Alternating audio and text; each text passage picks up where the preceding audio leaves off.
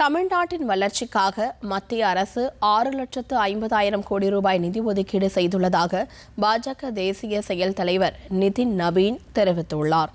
கோவையில் நடைபெற்ற பாஜக சக்தி கேந்திர பொறுப்பாளர்கள் ஆலோசனைக் கூட்டத்தில் அவர் கலந்து கொண்டு சிறப்புரையாற்றினார். அப்போது சக்தி கேந்திர நிர்வாகத்தின் வலுவான செயல்பாடுகள் காரணமாக பாஜக அடுத்தடுத்து வெற்றிகளை குவித்து வருவதாக கூறினார். தமிழகத்தில் எதிர்வரும் சட்டப்பேரவைத் தேர்தலில் திமுகவை தோல்வியடைய செய்யும் பெரும் சக்தியாக கேந்திர பொறுப்பாளர்களின் எழுச்சி தென்படுவதாக நிதின் நபீன் தெரிவித்தார். கூட்டத்தில் பேசிய பாஜக மூத்த தலைவரும் மத்திய தகவல் ஒலிபரப்புத்துறை இணை அமைச்சருமான எல் முருகன், தேசிய ஜனநாயக கூட்டணியின் இரட்டை என்ஜின் அரசு மூலம் பல்வேறு மாநிலங்கள் சிறந்த வளர்ச்சியை கண்டு வருவதாக கூறினார். எனவே தமிழ்நாட்டிலும் இரட்டை என்ஜின் எனப்படும் மத்தியிலும் மாநிலத்திலும் ஒரே கூட்டணி ஆட்சி வகிக்கும் ஆட்சியே தற்போதைய தேவையாக இருப்பதாகவும் எல் முருகன் குறிப்பிட்டார். நரேந்திர மோடிஜி அவர்களுடைய ஆட்சியில கடந்த 12 ஆண்டுகளாக இந்த நாட்டினுடைய வளர்ச்சி, இந்த நாட்டினுடைய முன்னேற்றம், இந்த நாட்டினுடைய அபிவிருத்தி மட்டுமே மையமாக கொண்டு நம்முடைய மாண்புமிகு பிரதமர் திரு நரேந்திர மோடி அவர்கள் வேலை செய்து கொண்டிருக்கிறார்கள். நாம் பார்க்கிறோம், இந்த நாடு இன்னைக்கு எவ்வளவு வேகமாக முன்னேறி கொண்டிருக்கிறது.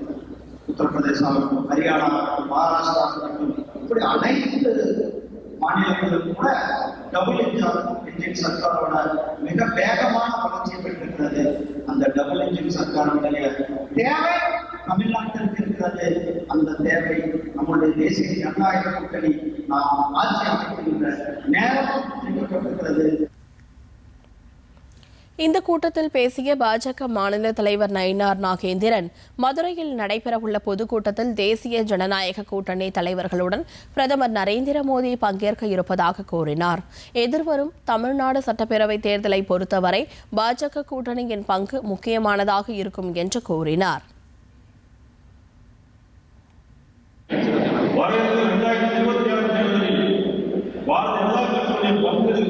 மிகப்பெரிய அளப்பரிய என்பதை நிரூபித்து காட்டுகின்ற சொந்தமாக, நிரூபித்து காட்டுகின்ற சொந்தங்களாக, நிரூபித்து காட்டுகின்ற தலைவர்களாக, நிரூபித்து காட்டுகிற காவல்துறை வீரர்களாக நாம் பணியாற்றி செயல்பட்டு வெற்றி பெற வேண்டும் என்று அன்போடு கேட்டு இதில் பாஜக மூத்த தலைவர்கள் பொன் ராதாகிருஷ்ணன், ஹெச் ராஜா, அண்ணாமலை, வானதி சீனிவாசன் உள்ளிட்ட பலர் கலந்து கொண்டனர்.